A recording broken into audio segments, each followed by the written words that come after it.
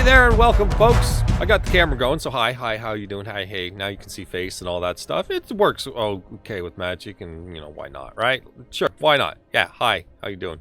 Now you can see like bland expressions. Anyway, we are playing some infinite combo, but we're also playing Naya Zoo. So we're playing Naya Zoo Storm. However that happens to work, it happens to work here.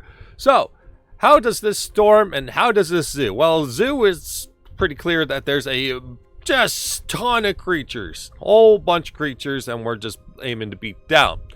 That's plan. Well, that's one plan. Second plan is the storm. Well, we got some new alchemy cards from Alchemy Capenna, and one of them happens to be an infinite combo. So, because, you know, fair and balanced and all that stuff. Racketeer Boss, 2 mana, 3/2. My god, the value. This card is actually like part of the zoo part as well. Like it fits into the zoo portion of the deck where it's just a beefy creature as well. It's pretty solid. But anyways, when it enters the battlefield, up to two creatures in your hand, get the perpetual. When you cast this, you get a treasure token. So we have a couple creatures that really pay off of that. And that would be Greenbelt Rampager, where if you cast it and get a treasure token, theoretically, if you can get rid of the energy clause on Rampager and just keep bouncing itself, then you can just keep spending the treasure to spend it over and over again, theoretically, in Grapeshot for lethal. So that's one way. So we have a couple cards in here that help with that. So Longtusk Stalker lets you pay energy to buff creatures if you wish. Longtusk Cub, a little bit more of a classic version, lets you spend the energy to do the same thing, so that you can iterate on that over and over again. We'll mention this second infinite Grinning Ignus. So we have plenty of things to do. We just need to find Racketeer Boss in a lot of situations, and then a payoff or something like that. So Grinning Ignus is the other one where you pay 3 mana, but you can have that red as well to return to hand to get 3 mana. So it's 3 to 4. So how do we set that up? Well, that treasure token will be the 4th mana. And so theoretically, it just return, and nothing's really happening except for the Grapeshot at the very end, where you use the mana to Grapeshot. So that's the final play on that. Alternative thing. So since we're doing an infinite combo, there's a few things that I threw in there just for some funsies measures. So Soul Warden, infinite life, right? Why not? Just you're playing a creature over and over again. Let's play Soul Warden for some infinite life. That's one. Rootbound Attendant is the other new Capenna alchemy card that we have in the deck. And that it's a 2 mana 2/2, and when it enters, all the creatures in your hand perpetually gain. When it enters the battlefield, create a 1/1. So if you're using it with your infinite cards, so it's like I play the elephant, I return it, I got a 1/1 over and over and over and over and over and over again. So theoretically, you can go as wide as you want with this. So we have going tall, we have going wide, and then we have direct damage. So we have several avenues to make sure that when we do go off, it goes off hopefully in some way that lines up with the scope of the game. Hopefully. After that, we've got a couple utility things. I'm still experimenting with a few slots and trying to figure out exactly where some things go. Obviously, we have Coco because it's just a bunch of creatures 3 or less here. The other thing is we're trying out an extraction specialist, as this can take advantage of the Racketeer Boss and Rootbound Attendant, so you can, if you're trying to recover later in the game and you happen to get the pieces again, but you just need the Racketeer Boss, extraction specialist is a way to pull it back from the graveyard. So this helps with Racketeer, Rootbound Attendant, or setting up something like that where they can then make things happen, because their job is ETB. And then they're done. So this extraction specialist certainly helps in that sense.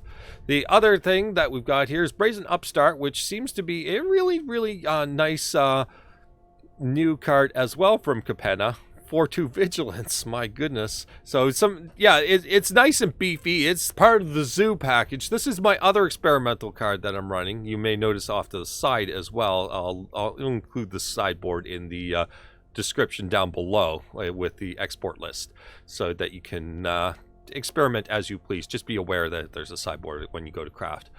Anyway, 4/2 Vigilance, when it dies, look at the top 5 cards of your library, reveal a creature card among them, put it into your hand. So, I mean, that's okay. It's a 4/2 that's going to beat down, and if it dies, hopefully you find a combo piece. What's wrong with that? So, I think that's very much attending to the zoo portion of the deck, where we want to beat down with some pretty hefty power. And yeah, Vigilance is obviously very good as well with that sense, so that you can certainly block or attack and hopefully win some combat in there, or lose some combat and win some combos. After that, we've got lands. Aether Hubs. Count on Aether Hubs is questionable, as you know. Who knows? Anyway, Jetmir's Garden. Threw in 1. We are playing a number of 1-drops, so it's hard to justify more, but maybe more is required because we're trying to set up specific scenario, but I would prefer the beatdown if possible. After that, a number of colored lands.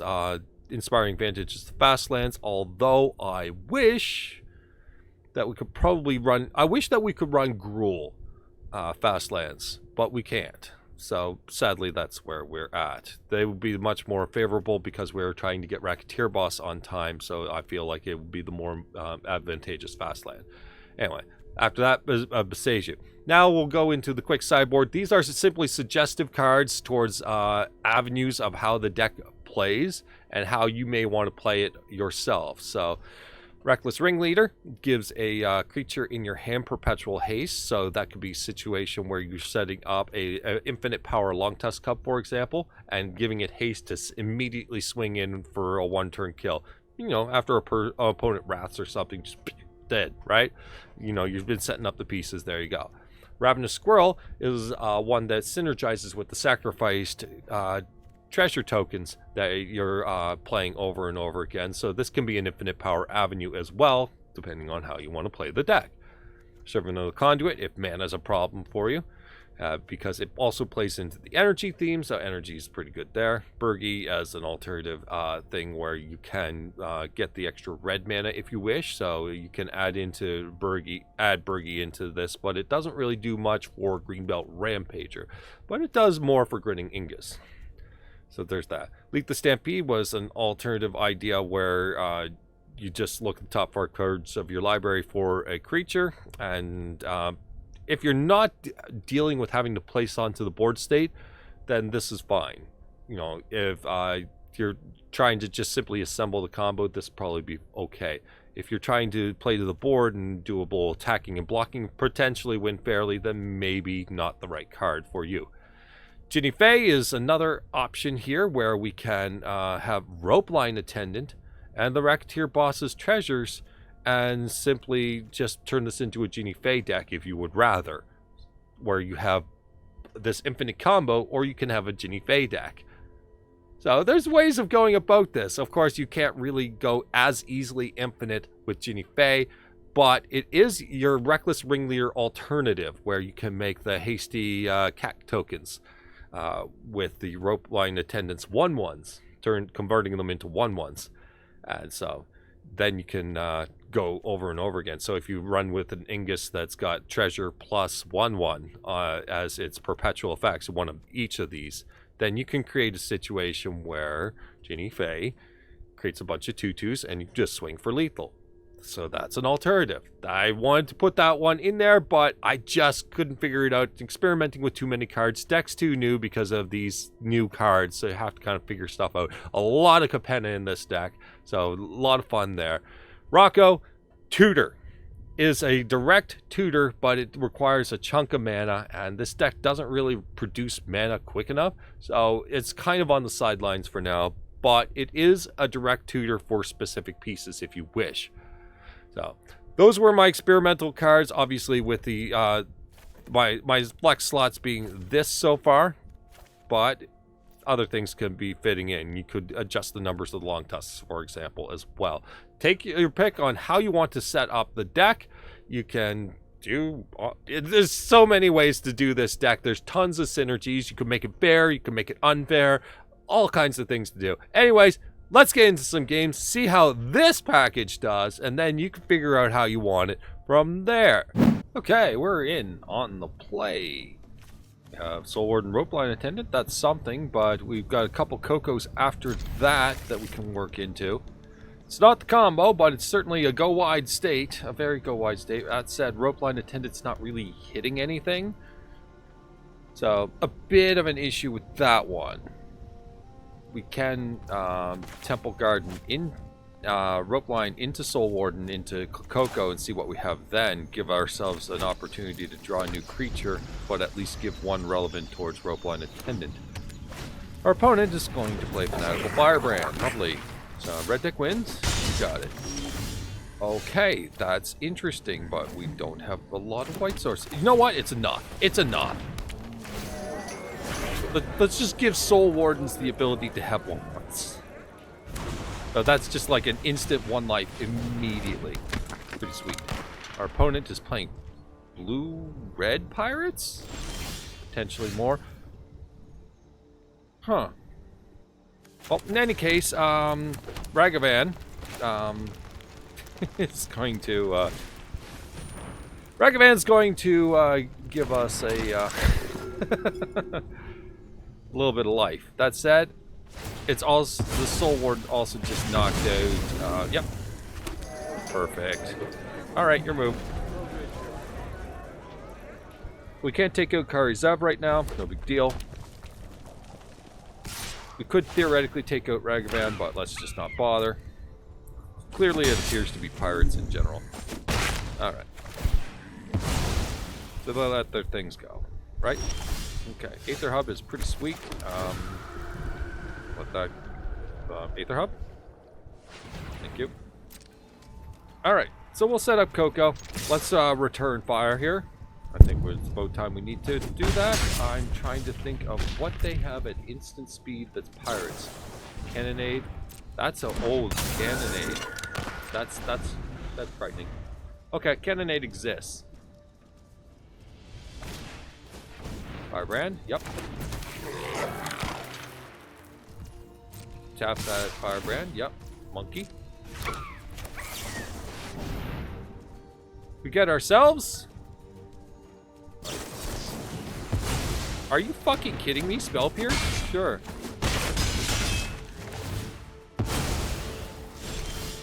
Alright, well, yeah, that's a new card I decided to add to the pile. Brazen Upstart. Just to kind of get things moving in a slightly different sense. You know what? I think Soul Warden, Brazen Upstart, it's not terrible. It's definitely going to force our opponent to start considering things. Sure, why not?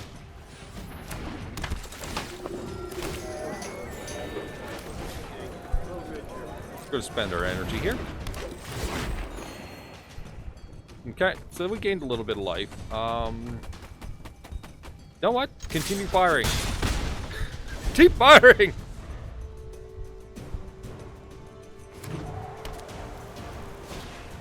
Or Kite Marauder. That can be theoretically frightening. As it basically, yeah, humiliates everything. Sure, okay, we'll get rid of that. That's fine. Well, Spectral Sailor goes through.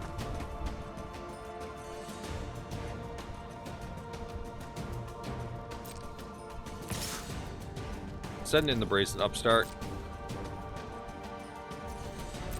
It's pretty solid.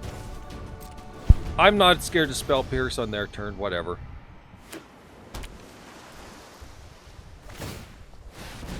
You got it, buddy.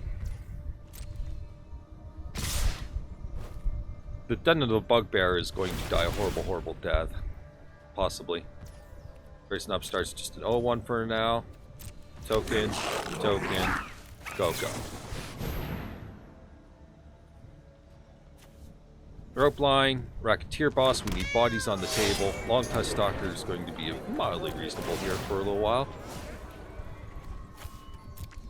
There's a plate next turn. So, what do we want to fire in on? Apparently they didn't like that.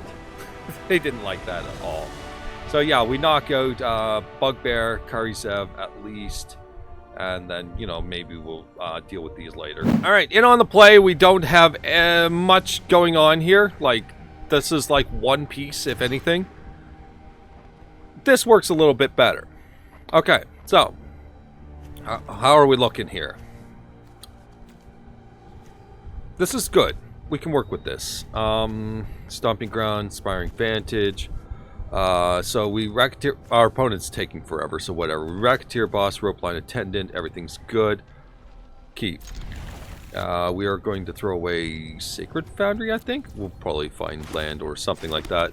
You know, something reasonably like it. We'll see. Don't Soul Warden me, please. So many games of Soul Warden. Okay, so we find our third land. Rope Line Attendant. Boop, boop, boop. Opponent plays Strategic Planning. That's very graveyardy. We'll see.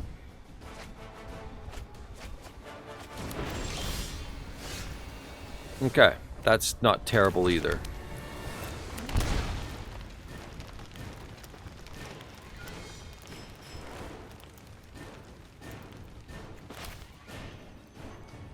So I guess we'll just set up both Ingus here. So that both of them have the treasure, just in case things go wrong here.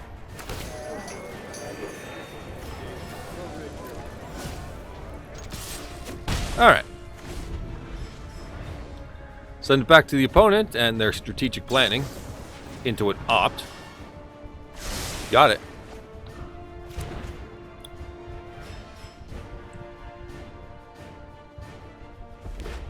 Double red. Burn down everything. Maximize velocity, the Soul Warden. Not expecting that, that's for sure, but I'm sure it gets shocked, right? Nope, double maximize for... Oh, that gets a Phoenix. That was pretty hard sell for a Phoenix that gained me 1 life, and here's your shock. Congratulations.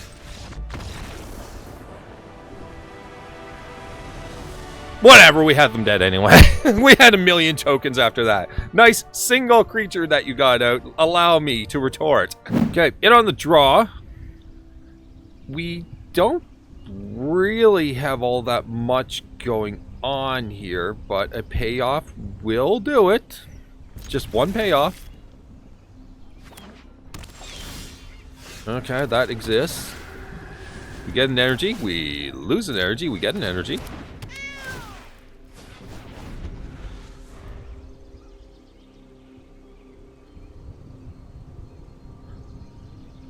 Opponent is on tapped Hinterland Harbor. Now it's turn 2 and they have to learn their deck. Okay. Branch Law Pathways, white. So, yep, sure. That is 3 Grapeshots and I can't ever find enough of them in any particular game. Let's swing in.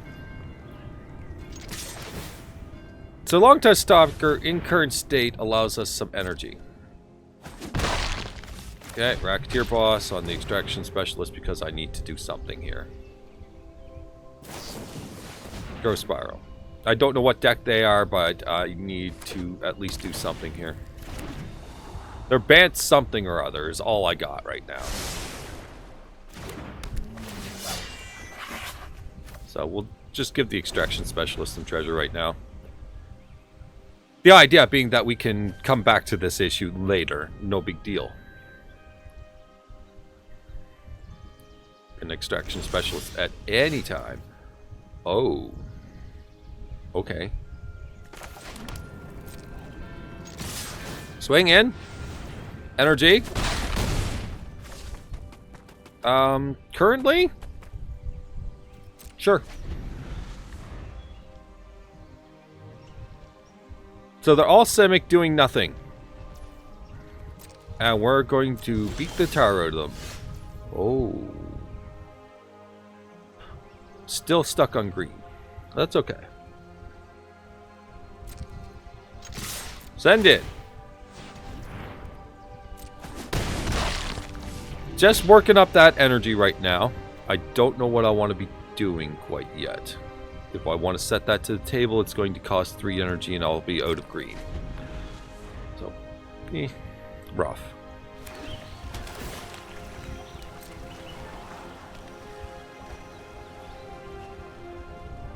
Our opponent, let's try to the top, something or other. That's a Coco. We're not really getting anywhere here.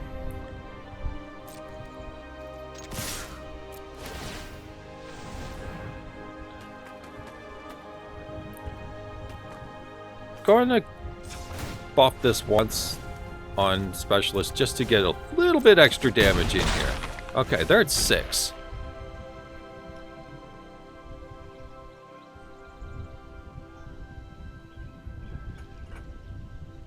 Pass the turn. If they have a Wrath at this point, Extraction Specialist returns Racketeer Boss. Racketeer Boss allows us to go off. So that's where we're at right now. We're just not immediately there. But it's definitely something that should be frightening to them. Because Extraction Specialist comes out as a 4-2 with a 3-2. And if they kill the Extraction Specialist, which is the attacker, the Racketeer Boss is now a 3-2 that's going to start beating the tar out of them. So they care when we make that play, if they Wrath. They don't Wrath. Oh? Not what I was expecting. Wow, lands simply do not exist and I will be discarding to hand size. Huh. Who would have thought? In you go. Energy. Grilled Mystic. Okay.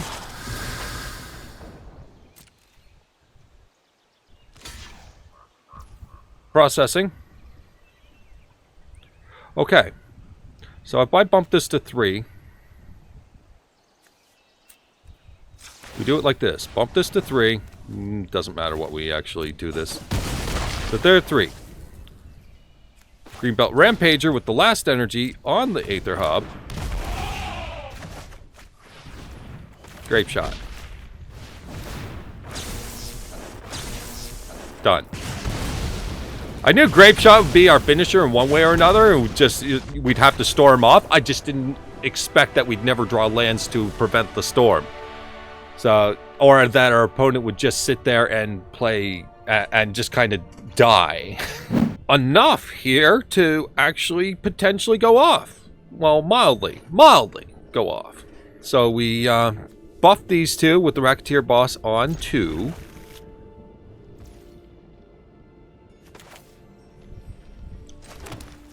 So Greenbelt Rampager on 1. Get the energy. This is giving us a Longtusk Cub that's a little easy to work with here.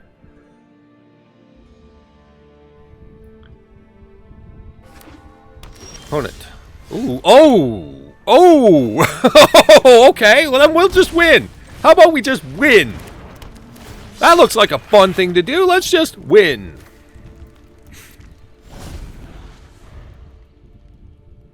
Pretty good. Don't Soul Warden me. They didn't Soul Warden me. That's also an avenue. They did not, yeah, they didn't do anything there. Okay, so. Play this safe then. So every time that we add an extra layer, then... yeah, it's safety is what it is. So this is an extra layer of safety.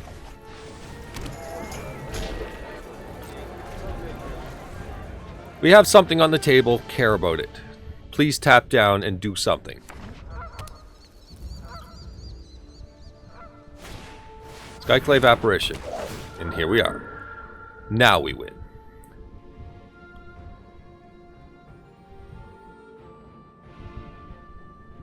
Okay. These cards have done their job, so Skyclave just doesn't do anything here. Anyway. Grinning Ignus.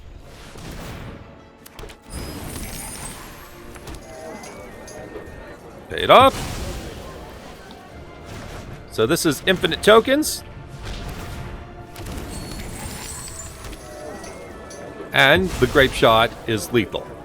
So, pretty good.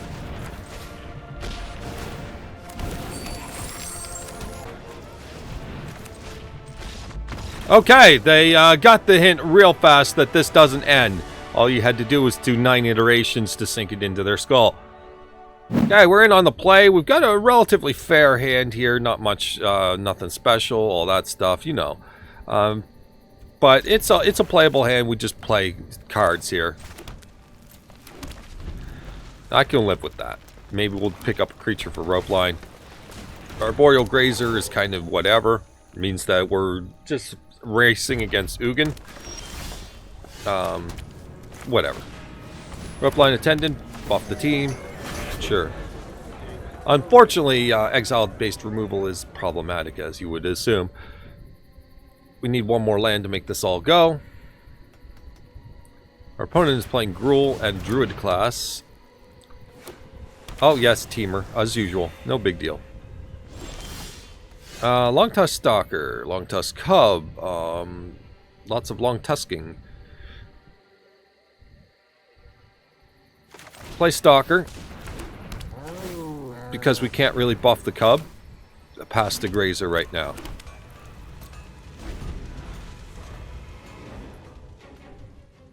Grazer is so stupid for some ramp.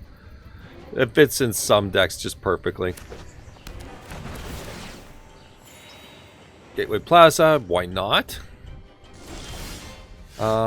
Sure, okay. Swing in.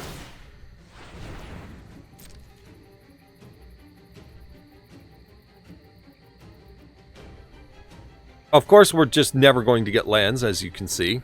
Just not going to happen. Opponent is really thinking about blocking with their Arboreal Grazer or not. Yes, this is what the Grazer is for. Please, thank you. Alright, well, let's get the extra damage in there. And we're going to buff Longtusk Cub as the secondary here. And get some extra energy here. Let's try and buff what's in the hand for now. Grazer, I could have Grapeshot it, but come on, let's not use Grapeshot that way.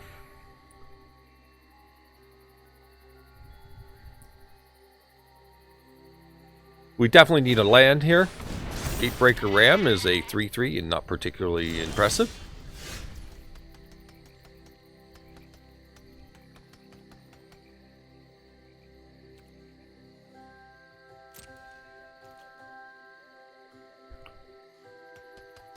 Alright. Send you in.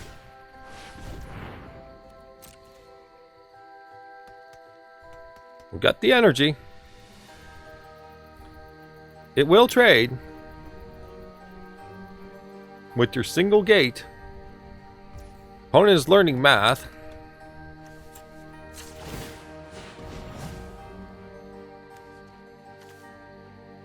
So there's going to be a potential Gates Ablaze in our future.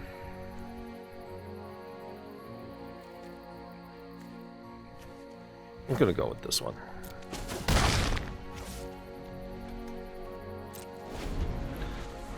We need the land. Unfortunately, mana screw is a problem and in this world, and please stop gaining life.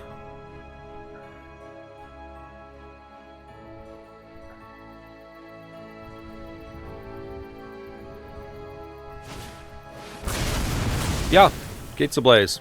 That happened. I will absolutely trade. Okay, there's our land.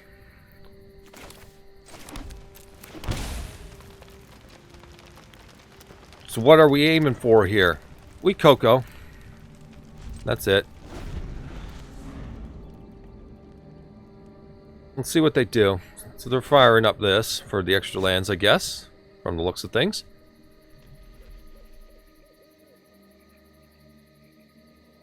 Maybe. Mana screw was harsh on us. Did you literally tap that mana because you have nothing better to do? Fine, whatever. Racketeer Boss. Greenbelt Rampager.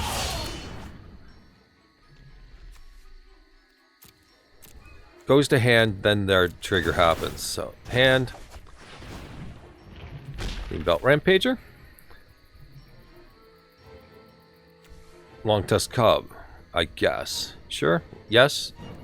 Or Extraction Specialist. Doesn't matter.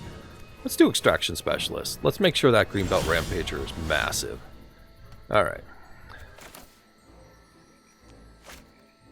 So let's send in this, so they don't have any idea what's going on. Cool. Create a treasure. Place that. Grab the rope line attendant. Buff the squad.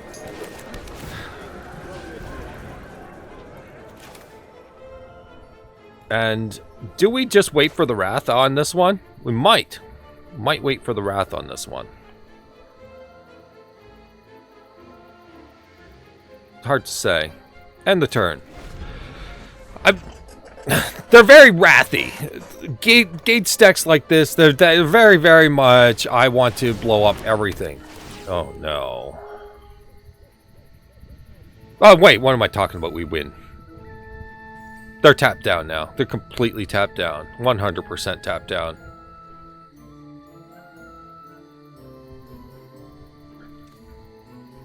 So yeah, Longtusk Cub is clear and safe for a Grapeshot. That was an Azorius Guild Gate or something? Sure, why not? They didn't really pick up much there. Anyway, yeah, Longtusk Cub. Kitty kitty. Ding ding. Activate. 4-3. Greenbelt Rampager. And off we go. We're storming.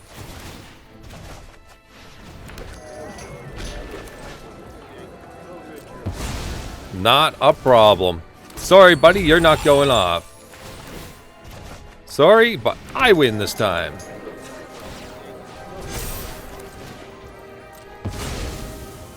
And it's not the creature that's getting large, it's the Grapeshot. But it's also wide and tall. It's just a bonus.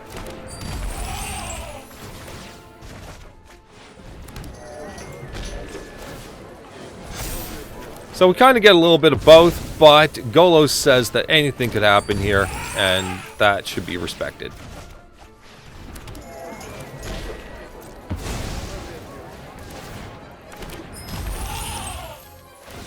Alright. Where are we at with this? So we could speed this up.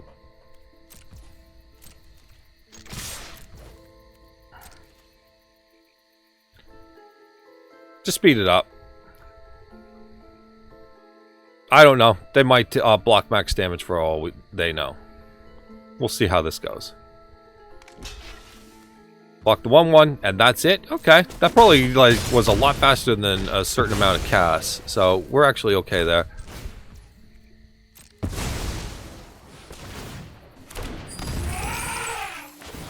Okay, Storm's 8, but I like a nice round number that matches the number we've got, so let's do that.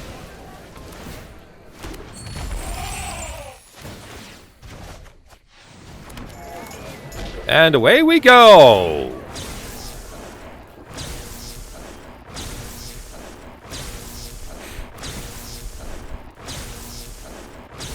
Nolos, for you.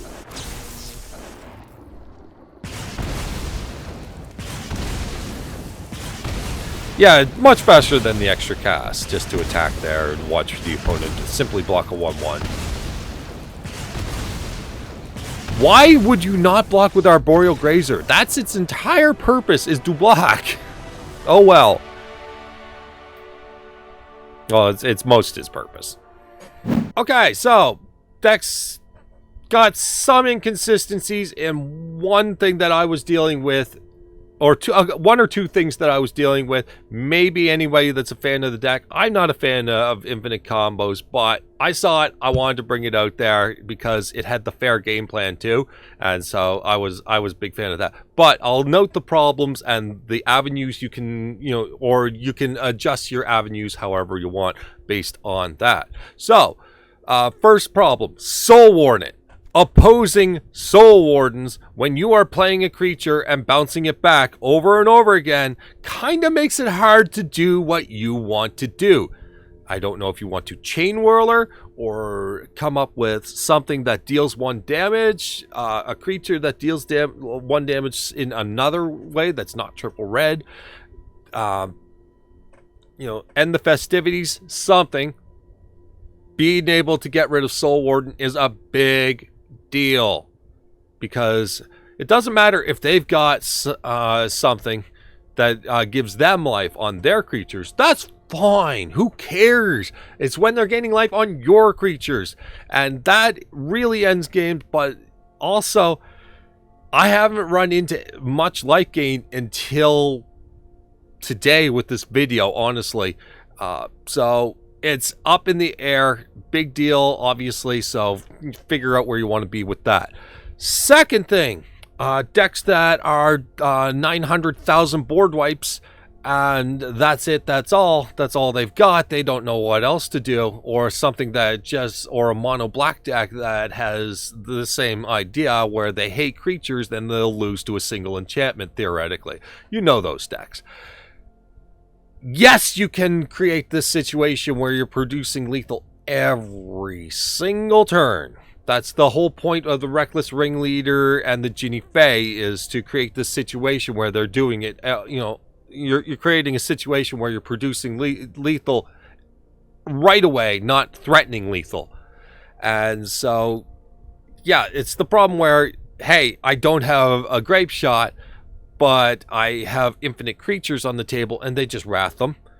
Well, I'll do it again, I'll run the whole combo again, and they wrath them again, the next turn, and the next turn, and the next turn. And so you can't really get on the table, and it's just like, at a certain point, you're just like, you know what, I've done this about 900 times. You win. That kind of thing, right?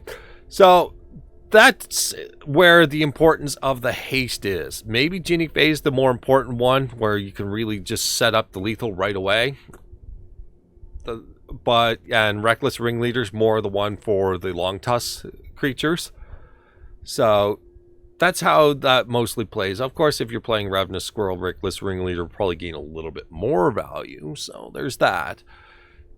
In any case, those are the two major problems against this deck. Other than that, you can probably play a fair game a lot of times.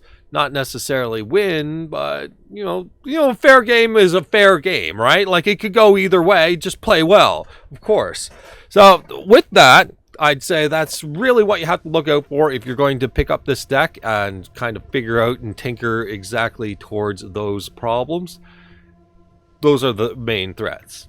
Anyways, hope you enjoyed, and I'm packing this one away. It was fun while it lasted. I do like Zoo, not Infinite fan, but Zoo is a thing for me. So yeah, it suckered me in.